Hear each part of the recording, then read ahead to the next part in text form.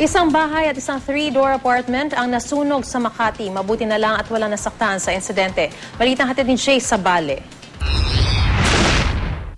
Sa kuha ng amateur video na ito, naglalagablab pa ang apoy sa dalawang palapag na bahay na ito sa Calatagan Street, Barangay Palanan, Makati City.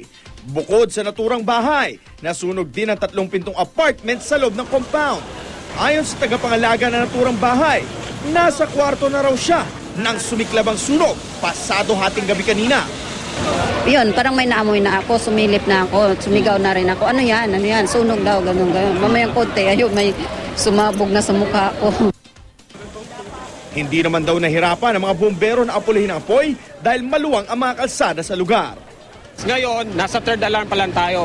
Although we're trying our best to under control, but mayroon pa kami tinatrabaho sa likod. Lumalabas sa investigasyon na nagsimula ang sunog sa isa sa mga unit ng apartment. Bagamat di pa matukoy ng mga otoridad kung may tao sa naturang unit nang magsimula ang sunog. Maswerte namang walang napaulat na nasaktan sa naturang sunog na idineklarang fire out pasado 2:00 na madaling araw. Patuloy pang inaalam ng mga otoridad ang kabuang halaga ng natupok ng apoy. Jay Sabale, GMA News.